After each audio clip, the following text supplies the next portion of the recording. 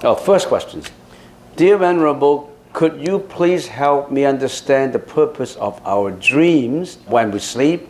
Are they illusions, auspicious signs, and or fortune telling the present and future? We're talking about dreams.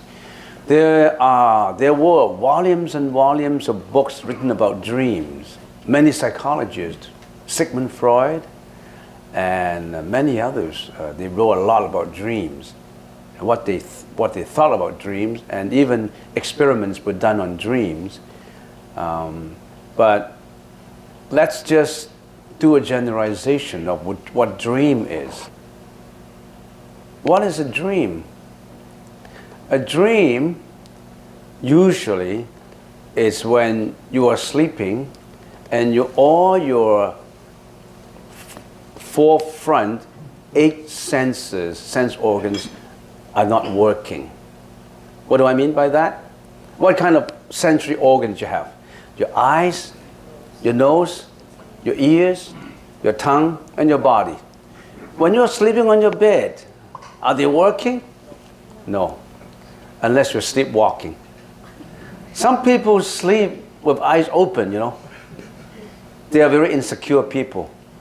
I know in the history of China, there was one general who was always sleeping with eyes open. He was afraid that somebody would assassinate him.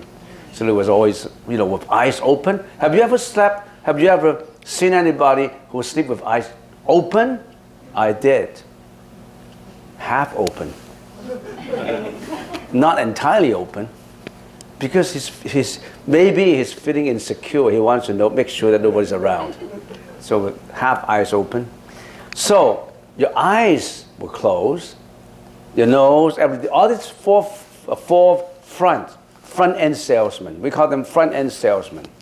They are your front-end salesmen, Assuming your body is a company. Let's make an assumption. These are your front-end salesmen interacting with externalities. And then all these front-end salesmen, they already have gone home. They retired already. They're not working. Who else is still working? Poor the manager. He's got to close his budget. He's got to make sure that all his staff are working. Here's the guy who's burning the midnight oil, making sure everything is working properly. Otherwise, the directors will fire him. So he has to be responsible 24 hours per day. The manager behind all these salesmen. And what did the manager do? Sometimes the manager looks through old files, check all this budget, check all these files. It's just exactly what you're doing. Sometimes you look back at history and you brought the history back to your mind and dream about it. Oh, 2 years ago I was in Hong Kong, and 1 year ago I was in Taiwan, and just 2 months ago I was in China, in Shanghai, and I met this fellow and I did that and did that. All this historical information rose up in your mind. All these images and reflected in your mind. That's what we call a historical dream. A dream that relates to history, right? Have you ever had that experiences before? Right. And then there are also instances where the manager says, I need to look at some of the budgets. I need to make sure that my future proposals will be fitting in with all the salesman's budget and targets and all that. And I want to see all these things. How about the future? So he starts to think about the future. When you think of how the futures, you think a lot of future images. That's the time when you have dreams where you think about what will happen to you. Would you be sick? Would you have a divorce? Would you be fighting with this guy that you hate? The past you dream about. The future you also dream about. You bring the future to your mind and think about it and ponder on it. That's what we call a future dream. You have a past dream, you have a future dream. Have you ever had that experiences before? Yes or no? Yes, right? But then, I think you also have a present dream. That's in falling in between. So dreams, it's multifaceted. It's so strange. Sometimes you could have gone into a dream to a Alice in Wonderland, no man's land. Then you saw something like abstract things, something like mountains and lakes and rivers and all that. And some psychologists would like to make out all the science in the dream and think about what you've been thinking about. If you told a dream interpreter, he can interpret a lot of things according to your dream. Just as if you show somebody a poem that you wrote, he could interpret in whatever he wants a poem to be. A very famous poet wrote a poem, and if he gave it to 100 people, there will be 100 interpretations. So don't trust only one dream interpreter. He's charging you $60 per dream. And if you're paying somebody else, he could be telling something different.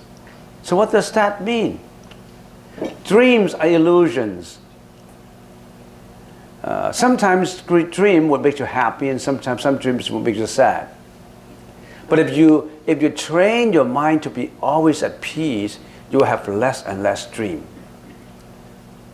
The only person who is aloof from, never had dream, will be the Buddha. Is enlightened. He wouldn't attach to the past, to there's no past dream. He wouldn't worry about the future, there's no future dream. He would be living in the present moment of only the peace right now, at the present moment. Here and now. The peace here and now. And that peace is unattached. That peace is looking at the environment, at externalities, as they appear to be, not as you illusion them to be. When you look at a mountain, different people look at a mountain with different ideas about that mountain. They would judge, they would discriminate, they would belittle someone, they would praise someone, they would hate someone, they would be jealous of someone. They always attach a commentary to whatever they see, whatever they hear, whatever they smell, whatever they touch. They always have an internal commentator to comment on everything.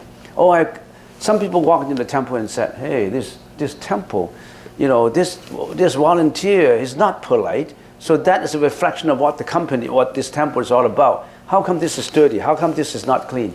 They always have an internal commentary on everything they see, they touch, they feel. They didn't know that there must be reasons for it. There must be reasons why the weeds in the gardens were not removed. Because we're lack of manpower. Because we want to save money. And how comes the food not prepared in a certain way that you like? Because different people have different tastes. So there always a reason. Don't just criticize and say this is bad, this is not bad. All right? So dreams, would they tell you something? Maybe. Maybe they tell you worry. Maybe they tell you concern. But some dreams are more of a predictable nature than others. I still remember when I was building this temple, I was the pioneer in building this temple. And whenever in the near future I will have difficulties in what I'm doing, I always dream about climbing a mountain. Climbing a mountain that is just dry, just rocks and sand. I was climbing laboriously. I always have, very tough for climbing a mountain, without tools, without ropes, without chisels. And then I feel desperate. And then suddenly I remember I have to chant. So I chant, Namo观世音菩萨, Namo 观世音菩萨, Namo Avalokitesvara Bodhisattva. And after a few chanting, a touch of grass came up from a certain place. Then I hold onto the grass, then I get up. Hold on another chanting, Namo Avalokitesvara. Another bundle of grass came up. and then I grab it and I climb like that. And then I know after I wake up, there will be difficulties ahead of me, and I will have to overcome it. Every time it's the same. I may have financial problem when I'm building the temple that I have to pay certain contractor on a percentage of completion basis. I have to pay. I have got enough money, so I have to look for donations to pay. I have a lot of difficulties that I will be encountering, and the dream would tell me. Then the dream that I will be chanting the name of a bodhisattva, and the bundle of grass will come up. I'll grab and I will climb and climb and climb and get up. What does that mean though? That is an educational dream. That dream reminds me that if you have difficulties, say your prayers to bodhisattvas. They are seeing what you're doing. They're looking from up above at what you're doing. They are ready to help you. Maybe that's what do I say? That's an advice from upstairs. Whenever you're in difficulties, chant my name, I'll come to you. Know my phone number. Get my phone number. Don't forget my phone number. When you're in difficulties, call me up. And that phone number is my name. Chant my name. You understand? So that is a reminder to me. So that's could be the purpose of a dream. Have you had that dream before? If you have a dream that terrifies you, that terrorizes you, always remember to chant. Remember to get prepared. In some cases, you may not be able to get help from anybody except the spiritual level, a much higher level up, where you must invoke that higher level to get the help. Namo观世音菩萨 is Namo Avalokitesvara Bodhisattva. You chant the mantra of compassion, right? That is the heart mantra of Avalokitesvara Bodhisattva. And some people call her or him the goddess of mercy or the god of compassion. They like to use that word God, but God is a very common generalized name. We call it Bodhisattva of compassion. The Bodhisattva of compassion. All right. So you always chant Namo Avalokitesvara Bodhisattva. It's the same mantra. Namo Ratna Dharaya Namaraya Avalokitesvaraya Bodhisattvaya Mahasattvaya. That's the long mantra. Or even Om Mani Padme Hum, Om Mani Padme Hum. Have you chanted Om Mani Padme Hum? Om Mani Padme Hum is the very essence of the mantra of Avalokitesvara Bodhisattva. Can you chant Om Mani Padme Hum, Om Mani Padme Hum, Om Mani Padme Hum? It's the same.